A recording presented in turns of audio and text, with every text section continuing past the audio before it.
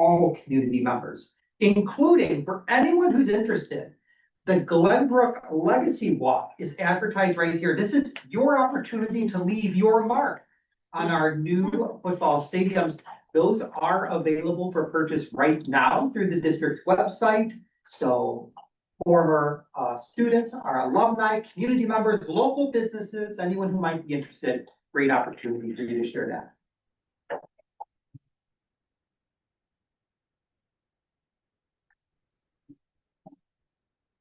So we will have a roll call vote. We'll just need a motion. Okay, we need someone to move to approve the resolution, declaring the intention to issue not to exceed 30 million working cash funds for the purposes of increasing the working cash fund and directing the notice of such intent to be voted in the manner provided by law. Who wants to move for that? So move what Sandy said.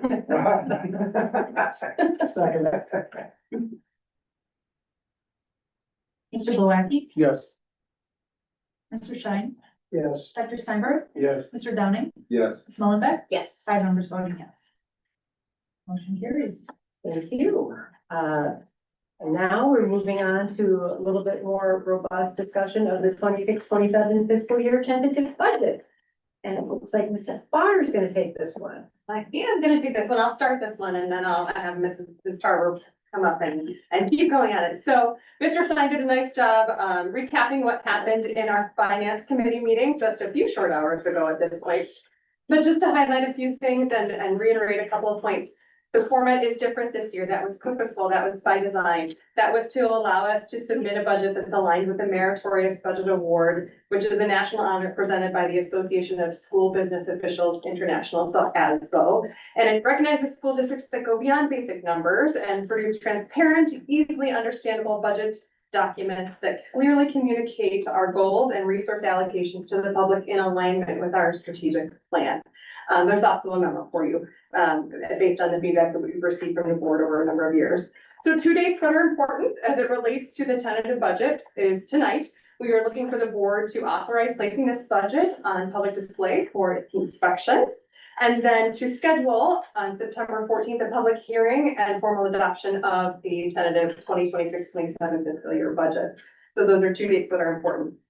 Just some reminders.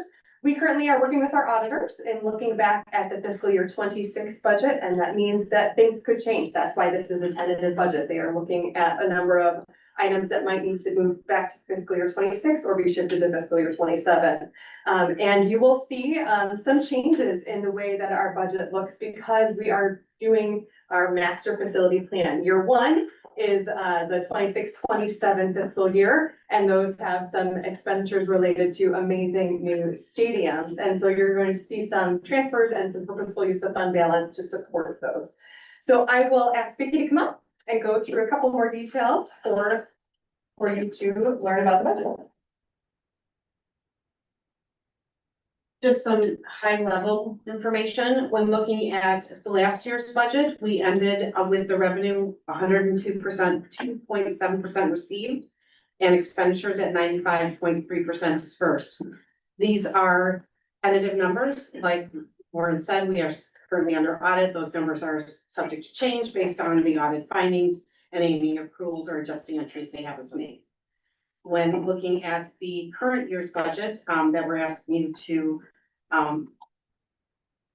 let us move forward with tonight, we have direct revenues are a 2% increase over the fiscal year 27 actual, and direct expenditures are a 10.9% increase over the fiscal year 26 actuals. 10.9% seems like a high number, but that can be easily explained by staffing has not yet been finalized. So I expect that those numbers in the budget currently will go down. And it also includes the additional capital projects based on the master facility plan. With that being said, we do have a balanced budget with purposeful use of fund balance. So one comment I just wanted to share. I can remember vividly with some members around the table of my very first budget proposal. That was the glorious year of fiscal year, you know? Close. 15 or 16. my first fiscal year, I came in 16, 17, so my first fiscal year was 2017. And I was very nervous. But I just want to call out that one of the real awesome designs that we have in our district is Vicky has been our long-term treasurer and overseeing so many elements of the budget. That she was able to introduce and give Mrs. Bonner a very quick crash course, which then Mrs. Bonner just kept going and running with. So on behalf of someone who used to be very nervous about these events, I just want to recognize Mrs. Bonner for her very first fiscal year budget. You guys have done a great job. Can we give them a round of applause? Mrs. Bonner has been very good about making sure that I just be quiet at different times, which I was doing really well for at the finance committee until we talked about health insurance, and I got very excited. But at the end of the day, the Meritorious Budget Award is something that Vicky has been working towards for a few years here. But as I said in the finance committee, we never could actually hit all of the check boxes on the MBA because up until just 2.5 years ago, we didn't have a strategic plan.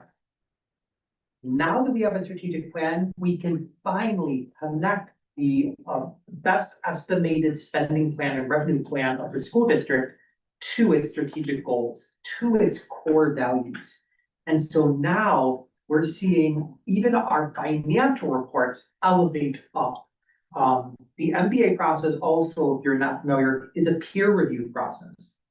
Just because you hit the check boxes doesn't mean you receive the award. You have to prove to a jury of CPAs, a jury of school business officials, a variety of folks, that you have met the requirements and you've done so with fidelity. So we won't know if we've gotten it until probably April or May of next year. This is a tremendous accomplishment, not only for the business services team, but also for the Board of Education, because it comes all full circle here. So I'm keeping my expectations here. I'm looking forward to all of the comments they make and all the corrections I'll make for the next one. there we go. So truly, great job there. Any questions on budget? I'll add one more thing to say to the committee, so it stays here that 10.9 also will decrease as the actual increase for the. Correct. So all we need tonight is just your approval to post it tomorrow, make it available for public inspection, and then to schedule the public hearing on the 14th of September. And consensus is fine. Consensus. Sounds like consensus is granted. No objections. All right, excellent. Moving right along, we will now be taking a look at the 27-28 school calendar. So normally, this is one of Mr. Breitag's favorite presentations. And I don't want to call him out exactly, but it's a great celebration. So Mr. Breitag's son Finn was accepted to the Air Force Academy, and he is playing football. And Mr. Breitag apparently tonight gets to see him at the Air Force Academy on the field under the lights for the first time. So, Mr. Breitag, I told you not to be zooming in or YouTubing in, so hopefully you do not see or hear what I'm saying. But tremendous accomplishment for him and his family. With that said, I promised I would take care of this part. So, we are really working to put systems in place to not only meet the needs of our families, but support our elementary districts who rely upon us to do a few things first, such as setting the calendar. So 26-27 calendar was adopted back last year. We originally presented in October. We had to do a modification in the spring. But our hope is that we actually adopt the future year's plan in July every year. So this is the new timeline, if you will. what makes our calendar relatively easy to adopt is we have very detailed parameters. We need to start on a Thursday. We always try to back up the winter break, so that everything aligns within the region. The first day of our second semester is always a Tuesday. Along with that, we have finals before break, for the first semester. So, you have a detailed memo there. This is a little bit of a cookie cutter, for the 27-28 calendar. I always like to give a caveat. Something might change. There might be a legislative transition in a certain day that needs to be offered, things of that nature. If that happens, we will bring it back. But the 27-28 calendar very much mirrors the 26-27 calendar. It's not until we get to 28-29 that we have that unique time when some of the winter holidays kind of are early and other ones are late, and we're gonna need to see what the region does in terms of when the winter break starts. But for at least this year, it's in pretty good shape. So happy to answer any questions about the calendaring process. But ultimately, our elementary districts need this before they can create their calendar. And this would ultimately come back on consent at the next meeting. Any questions, comments from the board?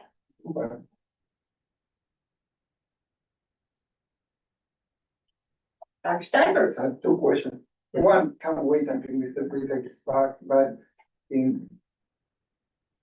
this is the second year when we start LD and we did a winter break, so I wonder what's the feedback that we got in this year? Yeah, so if we look at last year, feedback number one, we started really early. Feedback number two, it was really nice to get out in May. You know, two pretty summary points. Another piece of feedback is the first semester is imbalanced, meaning there is less days in the first semester than there is in the second semester. That has a direct impact on semester length courses. However, as the team was also navigating final exam reviews and other opportunities, that imbalance was becoming less of a challenge when looking at the other affordances and constraints that they were presented with. As we go into year two, and I forget, I think Dr. Georges has lived through this. This is my third time, Third time. three different districts. How many years do you anticipate before? Next year will be great. Next, It's always the first year that's rough. Next year will be fine. okay, so there you go. That's great. The second one, as I said, can't wait until he's back, but he co-led an initiative about finance and schedule for finance. Yes. And I noticed we landed into a 3-day finance. I wonder how people are reacting. So that is one of the topics that Mr. Brita is going to continue expanding with our teacher leadership teams at the schools. There are a variety of data reports that we want to dig into. Who administered a final during that time, who didn't, how does that face in disciplines? And then also as we continue to work through our curriculum development process, we'll see changes in assessment practices. So I think by next spring, we should be able to get a little better understanding of that.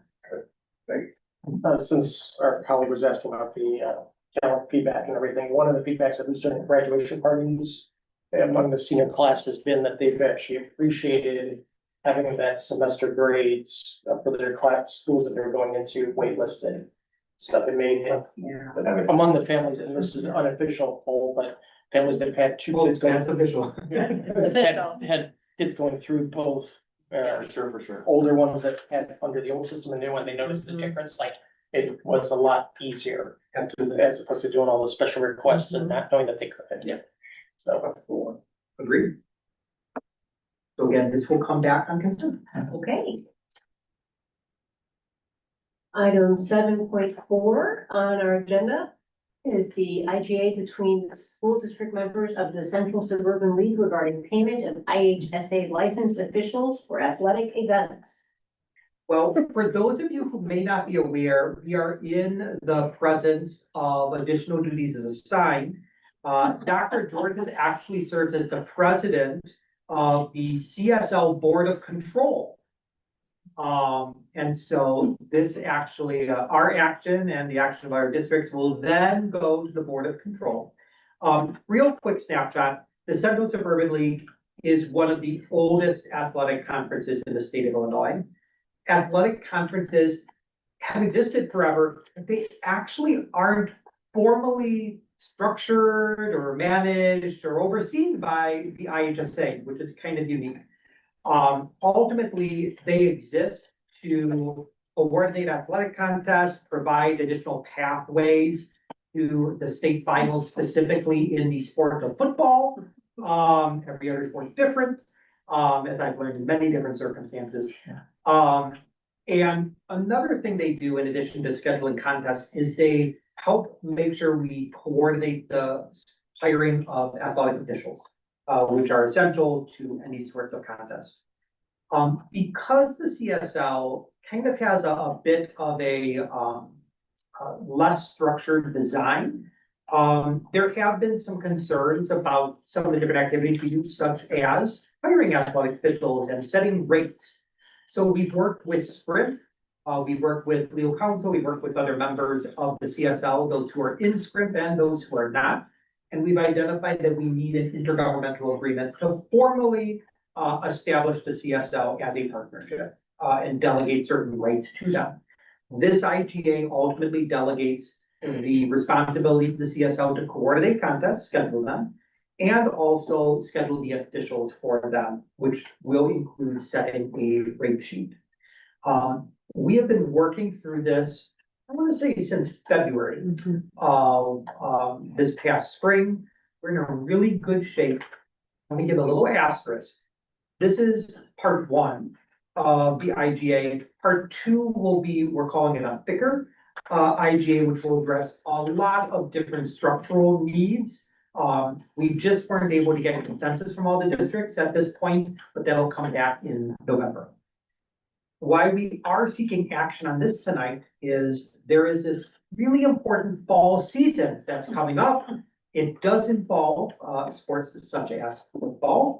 And we need to get athletic officials scheduled. So with your approval tonight, as well as Evanston 202's approval tonight, then it will go through a sequence of other boards, ultimately getting everything approved by the second week in August.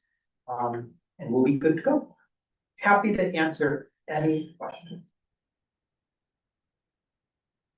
I'll make a comment, maybe it's more of the, at least in football, it was a shorter of them, so. I'm, you know, you have one game on a Thursday night because. We have to do that so they can spread them around, they're hard to find and sometimes I don't know why anybody want to do it, because they're nobody's friend. So. And that's also why the officials are very interested in knowing what the rate it is before they are committed. Which is my point. Saying, yeah, but they don't get paid enough as far as that concerned. I'm just having going for another meeting, but this body also in charge of scheduling. We get every once in a while parents here complaining about particular games or things like that. So if we're formalizing us being part of that body. Yes. So Yes. some scheduling is done at the IHSA level in terms of the state series, which is what we've heard of. Okay. Locally, we're in pretty good shape. They're down south there. Okay, so it sounds like what we're doing is putting into motion something that's been agreed to by all the other That is correct. districts, so. And is formalizing of what the practice has been. We need a vote tonight, unfortunately, because of the, I shouldn't say unfortunately, but Yeah. Okay. Oh, it's good.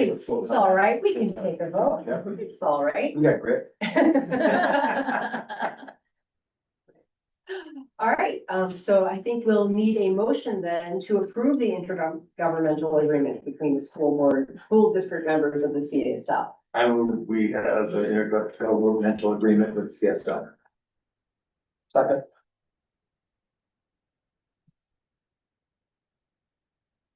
Mr. Schein, Yes. Dr. Steinberg, Yes. Mr. Downing, Yes. Mr. Glowacki, Yes. Ms. Mullenbeck. Yes. Five members voting yes. And now we come to the main event, the strategic plan update and recommended revision. Very exciting. Okay. This has really been a cool, I'm gonna call it a project, initiative, a bit of a life blood that we've used throughout all of our work. Coming into the superintendency and having a strategic plan, has been huge in shaping what it is that we prioritize our time on. And when people ask, why are you doing X? We have something that we can point to. When we go back to December, you might recall, we did kind of our first revision in the strategic plan. For example, we used to have 4 focus areas. And that was a bit confusing to folks, so now we actually have 4 goals. There was also a strong interest, not just from the board, but from our staff, from our community members, to want to answer a simple question. How have we done in making progress towards accomplishing that goal or making progress on the goal? And so we also wanted to highlight not just having outcomes, but strategies with tons of individual steps that lead to things. Just take a moment and think about the building blocks of the budget that we just went through. The budget didn't start here this evening or just a few weeks beforehand. We started working on the budget in October, first presenting capital projects, then talking about the master facility plan in November, then talking about the building budget, staffing plan, and so on and so forth. It's a lot of parts that we do that. In Dr. Cummings' world, in goal 1, when we talk about the personalized learning plans, the PLPs, the process for our rising freshmen started in the early spring in January, when they first came to that incoming freshman night, and they got their brochure and they started to get access to their recommendations and meeting with counselors. But it's not just for rising freshmen. Last year, we met with all of our rising sophomores, and parents, families got an opportunity to meet with their kids and their counselor to talk about their pathway as they prepare for their next year. So there's all of these incremental parts that are there. And we changed some of our language to make it clear. But another thing that we started with in our plan was that we didn't want the plan to be a static document. Be very clear, we didn't want the plan to sit on a shelf anymore. And there's a lot of districts that talk about how they explain their plan and promote their, and we do a lot of those things too.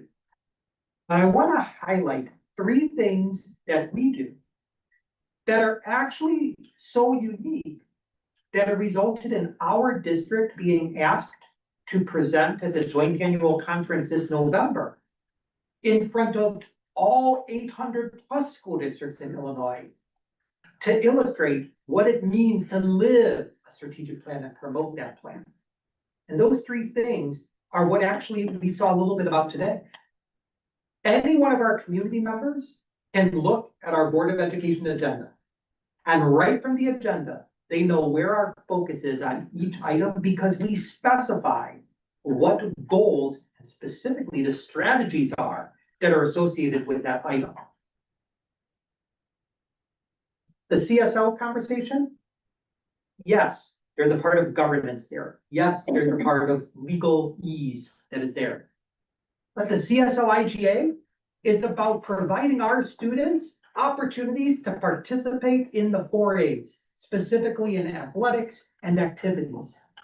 That action directly ties to expanding opportunities for students. That is how students ultimately are empowered. That is how students have a sense of belonging. All of it connects together, even when it seems like it's so far away. But it's not just a board agenda. We also dig into it in all of our supporting memoranda to the board. Why? Because some people want to know more. They're thirsting for more knowledge. And so all of our memos give even more detail about how it connects to the strategic plan. But because we know not everyone's excited about board agendas, I don't understand why. It's very, very cool stuff. But the communications team also sends out to all of our families, students and parents and staff alike, summaries of every board meeting. And again, we connect that strategic plan.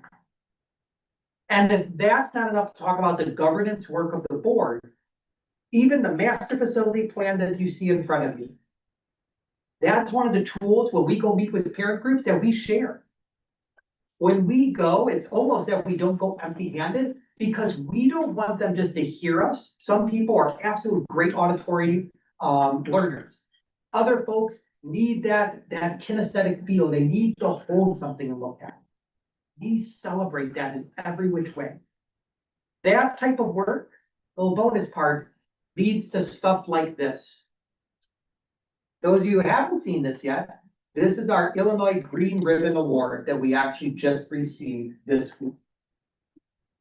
The Green Ribbon Award was a direct result of the work of this board, the work of our staff, the work of our students and teachers in promoting sustainability and ultimately focusing not only on sustainability from an environmental perspective, but creating a healthy environment to learn. There's so many great things that our district is doing, and a lot of it's attributed to the plan. So with that, right, we report out on the plan, we've made some modifications to make it so it's clearer to understand. Well, this summer, the cabinet team came together and we took even more feedback from our stakeholders. We took feedback from ourselves who have been writing these memos and putting everything there and putting it out. And we identified some areas where it's time to do what we committed to at the beginning, to not let the plan sit on the shelf, to not let it become outdated, to not let it just wait for 5 years, but to go through incremental adjustments. And that starts with some changes we've made to our core values. Then we'll go through each goal. To help us guide through this, to share the passion and excitement, and also to have me talk less, we're actually gonna kick it to some different number. It's true, it can happen. It can happen. Sorry, that's it. You did, that did come out. We're gonna start with Carol, who's gonna walk us through the core values. Now, the way we're gonna do this is we'll go from Carol, then we'll move forward to Laura for goal 1 and so on and so forth. We're gonna ask for everyone to hold their questions until the end, and then we'll get into any questions you might have. This is. All right, thank you. I've kind of been reflecting on this. I was part of the strategic planning process, bringing in all the community, doing the focus groups, and I really am proud of what the cabinet did to take the feedback that we've heard over the last 2 years and revise this plan in a way that I think honors the work of what those 1,500 people did. And when we first developed the plan, and that was really important to us. We didn't want people who were part of that process to look at this plan, at some of our revisions and say, that is not what we meant. That is not what we wanted. I still think that we honor all of those things. So I'm going to talk a little bit about the core values. You have the document in front of you, and it looks like we made a lot of changes, but it really is just a few tweaks on that. So when we developed all the core values, it was really intentionally to design to reflect the longstanding strengths, but also the aspirations of the district. But after 2 years of the implementation, we really reflected on how those values have been put into practice across the organization and felt that we needed to make those updates in the core values. That experience has provided valuable insight, so it gives us clarity, emphasis, and alignment. We knew that would strengthen the strategic plan. So these proposed revisions kind of build on that original foundation, as I said, and refines the core values to better reflect the district's priorities, lived experiences, and continued commitment to excellence. I did want to note that several of the strategic plan strategies include some standalone concepts, and we believe that those are best embedded in the language of the core values, but we're going to talk a little bit about that. So with the first one, with excellence in learning, we changed teaching methods to instructional practices, only because it better aligns with the language that we already use in the district. We wanted to emphasize that this goal is also related to post-secondary success. And we felt that naming the components that you see here, it's clear, leaving less room for, readers to interpret what that definition of post-secondary success is. We are calling it out. In addition, that last sentence really better aligns with our beliefs about belonging. So we moved that to a value. With belonging, the words barriers are addressed. This is what we added to our values because it was only, as we reviewed the strategic plan, addressing barriers was only part of one strategic or one focus area, and that was culture. But we believe that addressing the barriers should really be part of the district's overarching values. In the same vein, we are exchanging meaningful or strengthened as, let's see, strength that conditions are strengthened, and adding heard and valued, because we recognize that we have control over our actions, not the feelings of others, but we will see the outcomes that people feel valued in those outcomes. Does that make sense? With relation to respect, we exchanged are treated with treat each other to emphasize that there's shared ownership of treatment. It is not one way. By assuming positive intent, this is something that we really had a lot of discussions about.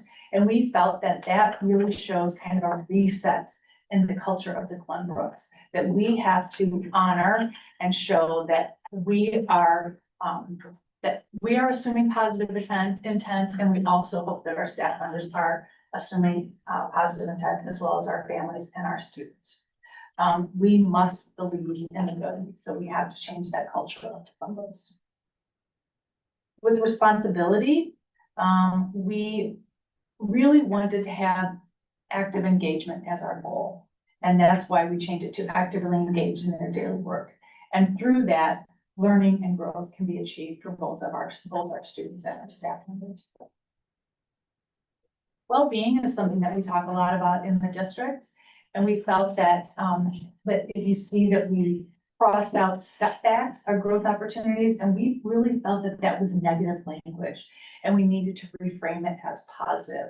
So that's why we said that we support and empower our students to develop and grow, because that was more of a positive language.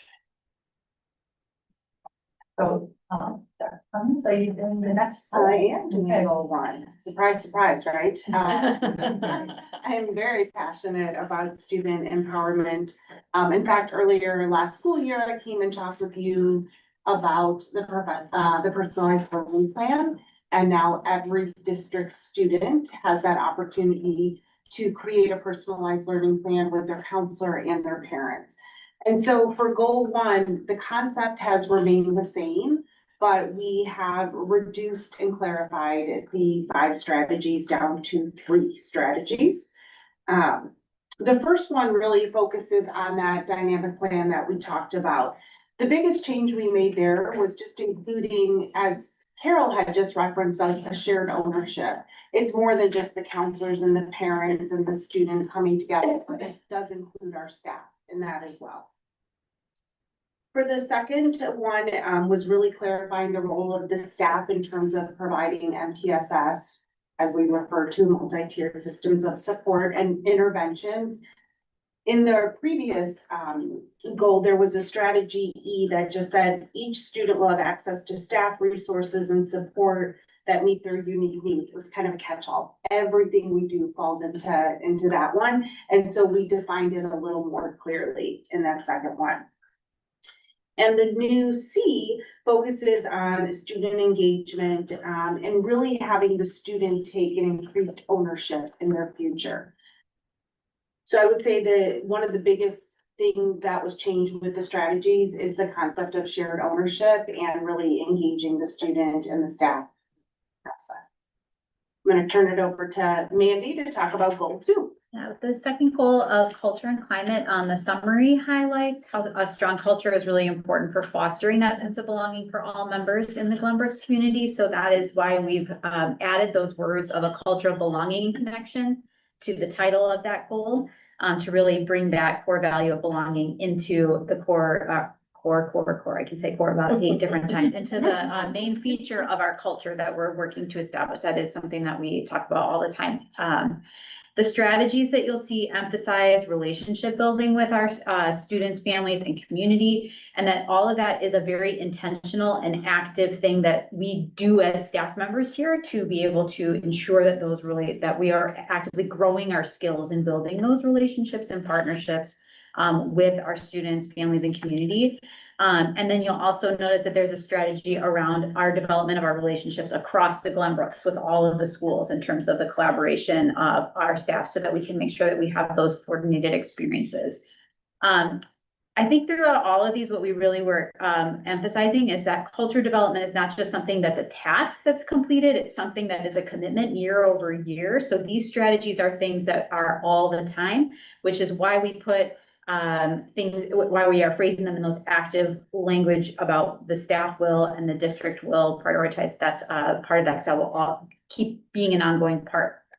We did shift 2 areas to different locations to better emphasize where those were. One we've already kind of talked about, which is the barriers being addressed, being shifted into that core value, because it is important to look at barriers and equity and access throughout all of our goals, not just in one particular goal and strategy. And we shifted our strategy around the recruit and retain high quality, diverse and inclusive staff into goal 4, which is more focused on our staff development and workforce development strategies to try to keep that in that same area. So our revised strategy really identified that active role that we take as our responsibility to build culture of belonging and connection. We maintain that priority of partnering with students, families, and the community. We strengthen engagement across the 4 A's, which is very much a core feature of our work as a district. And we also emphasize seeking of feedback alongside data when we are informing decision-making, which is another important aspect of our district. And then finally, as we've spent a lot of time over the past year, we've been reflecting that the celebration of the experiences and successes across the district of students and staff has been an important intentional action that we've taken to build that culture of belonging and connection. And so we wanted to formalize that as a strategy. And with that, I will pass to Dr. Delicious. Well, upon a reflection of Goal 3 on Learning Reimagined, we realized we have made a tremendous amount of progress.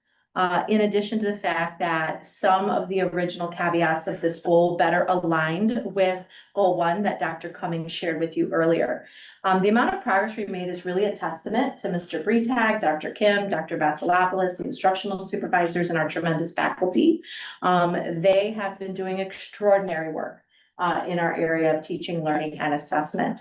So as you see redesigned in this goal, there were a few items that were more efficiently placed in Goal 1, as Dr. Cummings mentioned earlier. In addition, there were some components that were such critical attributes of what we believe as a district, they were moved into the core values that Ms. Smith had mentioned earlier. So rather than making them a goal we aspire to, we defined that they are critical attributes of what we believe as a district. This allowed us to redesign Goal 3 into some of the more specific and measurable work of developing not only our curricular, but our coursework opportunities for students. So the first one is the memorialization and measurable outcomes of our curriculum maps. Stating that overtly, identifying the alignment to student achievement, and really determining that the district is going to be intentionally focusing on student growth. The other component is the work that our faculty have been engaged in classroom design of high yield practices, and being able to ensure that our students have access to early college opportunities. We define those mostly as AP or dual credit coursework. And the way that we're going to achieve that is by ensuring students have access to the most rigorous learning opportunities possible. Some of that I know Mr. Bretak has shared with you as a component of the Accelerated Placement Act, but really what we're aspiring to do is make sure that students have that opportunity, that access, and that all barriers are removed for them to be able to be in these courses that will result in these early college opportunities by senior year. And the way we're going to achieve all of this is through classroom innovation, using data to drive our instruction, and making sure that we're focusing improvements on our coursework opportunities and our curricular design for as many students as possible to achieve their post-secondary goals. So quite a significant detailed improvement into how the teaching and learning teams are achieving these goals for our students. But again, big testament to our teaching and learning team about how far they've progressed us already in this area. And with that, I'm going to turn it over to Dr. Romano. Yes, so last and equally important, and I am as passionate about this goal as Dr. Cummings, goal number 4, which is leadership development. And something that we were always thinking about and we continue to hear was, can you provide opportunities to grow, not necessarily within our roles, but to move to different roles, such as administration or higher on other level opportunities. However, as we did that and we provided some opportunities, when we received feedback, we sent out surveys to our administrators, and we also sent surveys to the staff to find out how they found our professional development valuable. And one of the things that they talked about was, I do love growing, but I also want to grow within my role. So originally we were thinking about how do we help you move to the next role?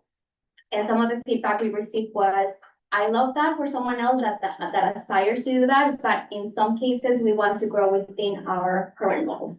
And so because of that, we are changing the title of the goal from leadership development to staff development, because we want to make sure that we provide that. And so one of the components of this goal is to make sure that we provide the opportunity for that collaboration. And again, that collaboration with the staff comes working with our union leadership, working with staff to for them to be able to present specific topics and for the staff to learn from each other. This year we had about 3 staff members that provided that expertise in providing development, and that was amazing. It was very highly received because it's colleague to colleague and they are teaching each other. So we were really excited about that. And then lastly, as Mandy talked about, Ms. Hughes talked about, was we did move the component or the attribute of the district commitment to recruiting and retain high quality staff, diverse staff, and inclusive staff to this area, because one of the questions that we always receive when we do job fairs and when we do hiring and we go through the interviews is, I am committed and I would love to work for your district. And when we ask the question, what would be that one component that would, for you to say, yes, I do want to join the Glenbrooks, is what kind of opportunities do you have for staff development? So that is very important for our hires, and that's a question that always comes up, again, during the job fairs or when we are doing interviews, as to what opportunities for collaboration do you offer, which is the PLCs, working with your colleagues, but also what professional development do you offer to make sure that I'm equipped to teach the students and to provide my best. So because of that, we did move that component to goal number 4. So those are kind of the differences that we have, but our commitment remains the same, which is to provide that opportunity for growth, either through professional development or through training opportunities. I just want to thank all of the cabinet members who are here today, who are able to speak, as well as those who weren't able to, for all of their effort to not just have the strategic plan be the district offices. It truly is woven into all 4 of our schools. It has led so much of the work that we've seen. The one highlight I wanted to call out was what Mrs. Smith started talking about. We use certain words a lot. Excellence, belong, wellness. And we say those words because that is what drives a lot of what we do. But even though we focused a lot on our goals, we haven't honed in that these are our core values. So as we move forward to the next year, not only are you looking to align the work and to shape it within the activities to support the success of those goals, but it's also making sure there's another checkpoint of, is it within our core values, or are we missing elements? That concept of breaking down barriers is real for so many of our students. And I'm not just talking about breaking down barriers, bless you, with respect to social economic kind or what have you. We break down barriers in our classes between schools by making sure if a class is operated north, you're at south, you have transportation to the other school to get access to that course. If we don't offer a specific area that's gonna support you in your post-secondary pathway, whether that is a collegiate experience or whether that is in the trades, we partner with organizations like OPID, with other community partners to make sure you have access to those opportunities. So barriers really is a thing, and that shouldn't be in one goal. It should absolutely be a guiding value because it's actually what we talk about, it's what we're doing. So let's make sure those core values reflect that. So ultimately, this is our set of recommendations. We're happy to answer questions, navigate through it. I am confident that these changes will continue to help us moving forward with implementing the plan. And I think, again, this is one of those things that distinguishes us from other districts. Districts say that their plan doesn't sit on the shelf. But when this board adopted its first strategic plan, we committed that not only is it not gonna sit on the shelf, but we are going to refine it, because what was needed 3 years ago is different than it is today. And I think that demonstrates that, this in living color. So happy to answer any questions, and I'm sure the team will be passionate about it. Mr. Blackman? No, just because there's work, a lot of thoughtfulness went into this and everything by the team, so just want to kudos and stuff. There's a lot to get on as went over each word very carefully and stuff, so I may send some comments in, but we've been reflected on everything over the past few years. Nice work. Yeah. Yeah, I did, great work. I had just a couple comments. I like how we reduced some of the goals. I think that's easier for everybody, because otherwise you have a bunch of goals, you have 4 different goals and some 5 different subsections. It's hard to measure that. It's hard to stay aligned to it. Couple points that I thought were, in my opinion, and you guys can take where you want. I love the fact that we are, I think, in goal number 1, that we are loving and caring and trying to take a good view about growth of our students, which is goal number 1 is actually that empowerment, right? A big part of empowerment to me, and I was talking about this earlier today, I've talked about it in early meetings, is failure. And I don't think there's anybody in this room that hasn't had a setback or a disappointment that didn't change them, make them better, and gave them more capacity to be able to take on another setback in life and go forward again. I think, I agree, we wanna love, we wanna empower and everything, but I feel like we're hiding. Right, like setback's a bad thing. Great. It's great. Setback's not a bad thing. Setback sets you apart. So I felt like that was, that could be there. I'm just giving my one man's opinion, but I'm telling you, the greatest strides I ever had in my life is because it didn't go where I wanted. So, that's one. I'll follow. 2, the other part thing is around staff development. I did read this beforehand. District will recruit and retain high quality, diverse and inclusive staff reflective of our students and family. I think that's great.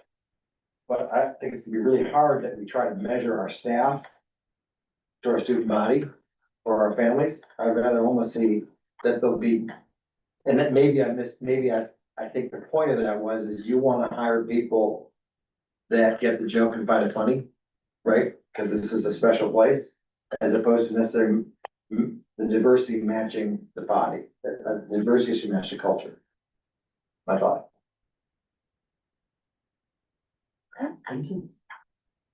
Reading that. I forgot. I think. Four seats. And I was thinking that it's more diversity. It's just, So alignment of culture. I'm just, it reads as I'm trying to match, you know, to me, but that doesn't mean. No, I heard. And Written word, spoken word. And then we just had two different, I had that as diversity of thought, like in that line, as opposed to fucking our community in that, so.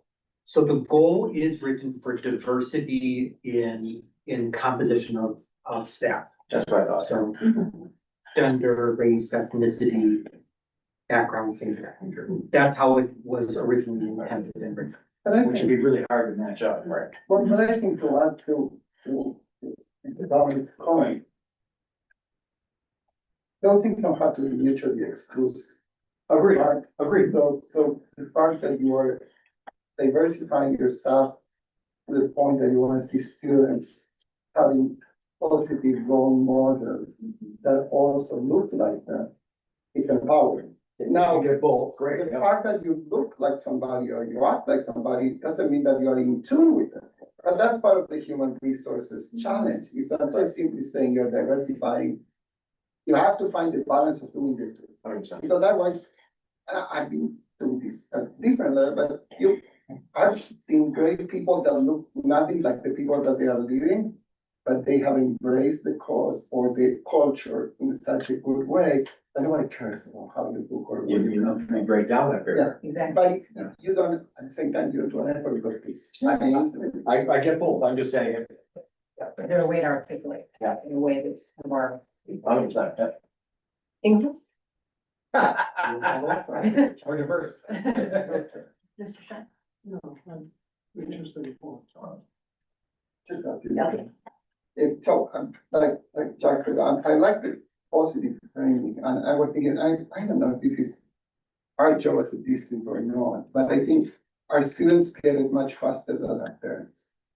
So this idea of that people have good intentions, that even when we try to bring a new idea, if the idea looks crazy, we're not trying to eliminate all the other ideas, we're just trying to bring our point. So I wish we, and again, I don't know if it's our job, but I wish we could enhance this to our community, you know, and not try to figure out that every time that a kid, that they're still kids, bring something that may look controversial. It's just, use Jack's example about failure. Is somebody bringing a point of view, and that point of view may be well thought, sometimes it's not, and it shouldn't be the end of the world. I think sometimes we get into trouble for these things, so I really appreciate that, bring that positivity into it. Doesn't mean we are not gonna be critical of things, sometimes people make mistakes, but making our community understand, right, when somebody makes a mistake, it's that, it's a mistake, it's not saying that, well, you shouldn't have, you know, right, it's like, for that. And comments, I really appreciated the emphasis on the rigor of the curriculum. But I think what it's missing somewhere there, I don't know where to put it, is we talk about the well-being in terms of student belonging and everything else, but there's always this tension between rigor of curriculum and student well-being. That has nothing to do with students' sense of belonging or with school being inclusive. That has to do with kids being stressed out because some kids decide to take 8 classes instead of 7, kids being stressed out because everybody suggested to them to take all advanced courses and maybe they need some others, or they didn't take enough arts or things like that. So I don't know where to put that. But you actually highlighted 2 exact examples. Yes. The number of times when students or families are requesting, we understand 7's the default number, we want 8. Or understanding, we understand that we should have a balance and an exploration opportunity, but this is what's needed for this future pathway. So that is very real. I just put that down, the balance of rigor and well-being. We'll look to see if we can find a way to kind of hone that in. And I acknowledge that when you have 5,000 kids, there's huge variance of activities or needs for different things. We may have some kids that do great and a huge amount of what for other kids would be stressful situations, but we clearly understand But I- what's better for everyone. But I think Mr. Downing, brought up an important point that aligns with your strengths, and that, sometimes you need to have the failure, sometimes you need to go through the adversity, sometimes you don't always get what you want. Let's just really instill the concept of a core value of well-being. If we were to lead, Dr. Cummings is most familiar with this.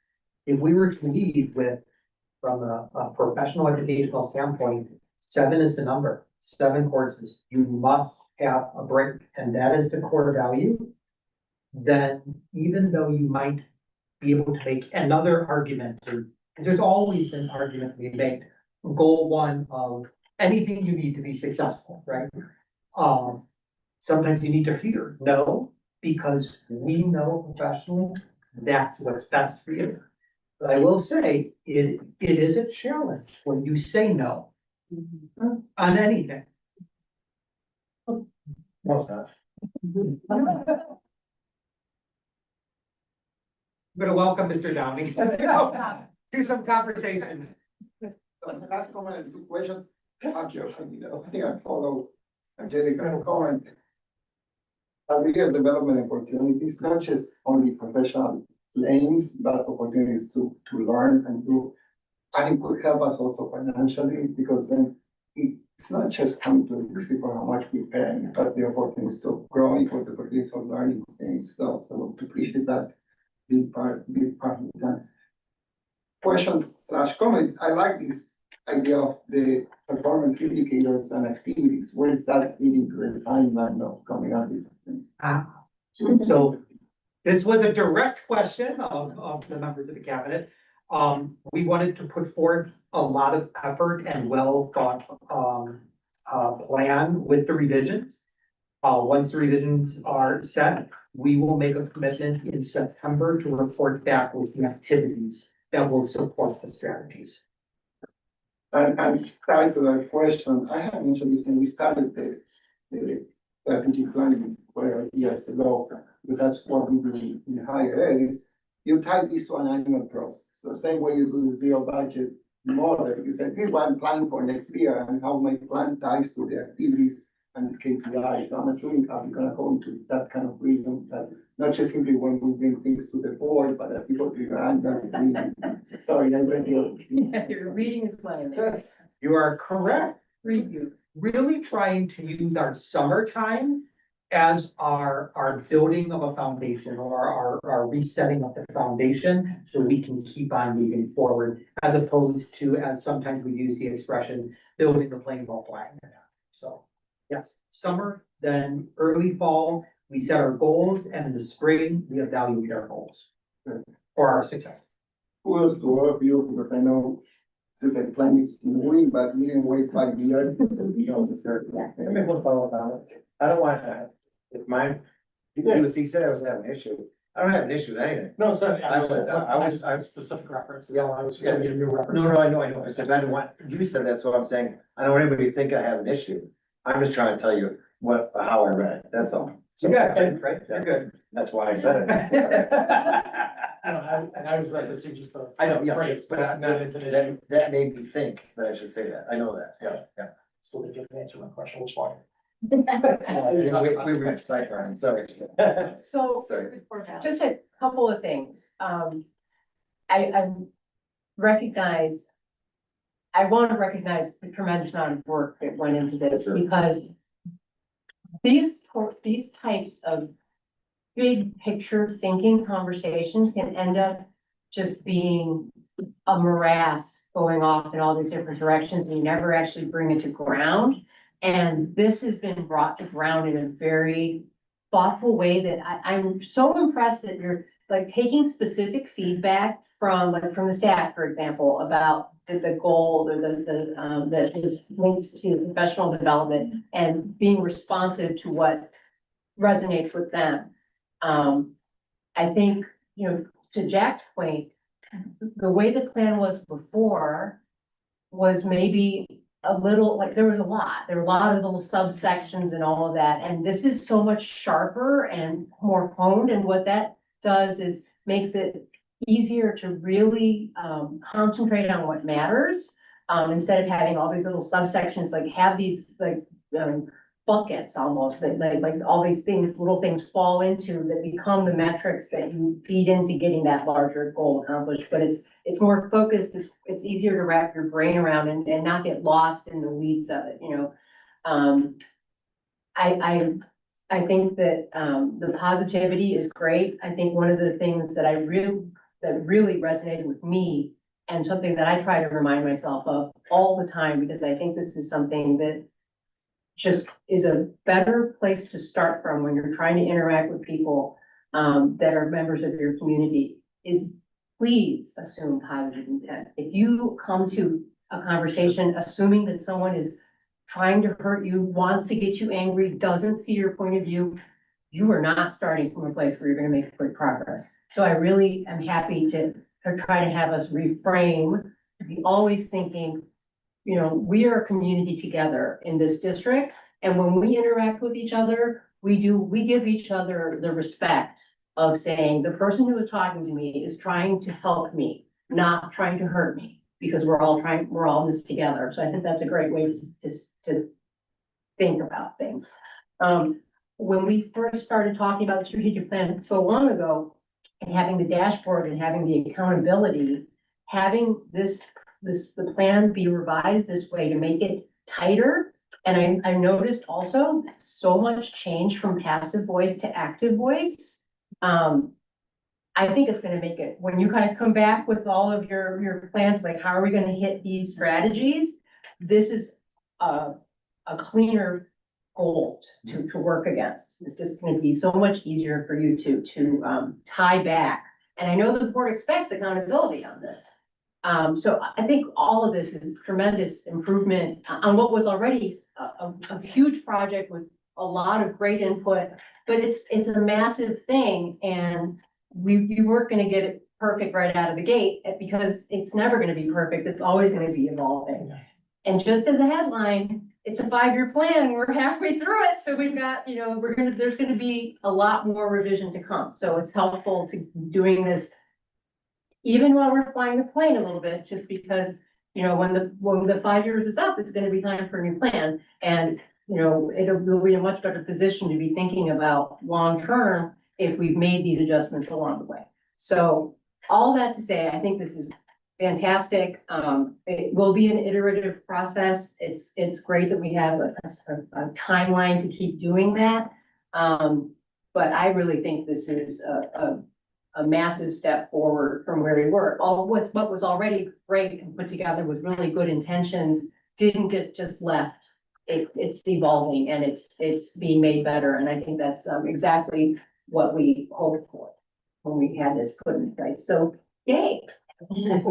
Thank you so much. This is great. This is really a great conversation to have. So coming back on consent, but with having had some feedback from. Absolutely.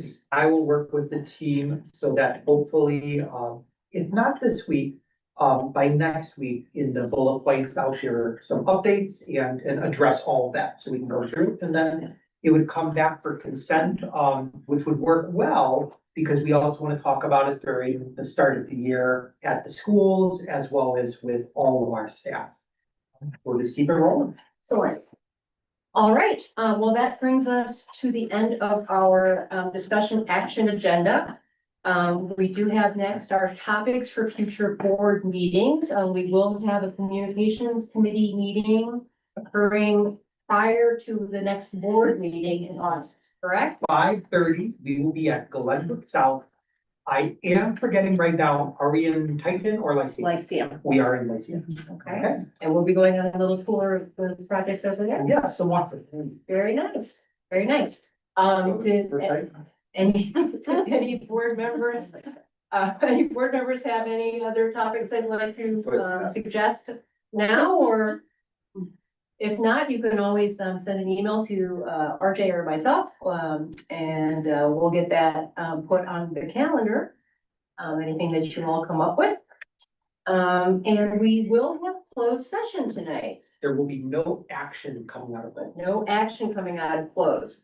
So I will say this, that this evening, the Board of Education will enter into closed session to discuss sensitive matters as allowed under the Illinois Open Meetings Act. No action will be taken following closed session this evening, and at this time, I will entertain a motion to consider the appointment, employment, compensation, discipline, performance, or dismissal of specific employees of the public body or legal counsel for the public body, including hearing testimony on a complaint lodged against an employee of the public body or against legal counsel for the public body to determine its validity in accordance with section 2C1 of the Open Meeting Act. And a motion, please. So moved. So moved. All right. All in favor? Aye. Any opposed? Motion carries. All right. If we can just take 2 or 3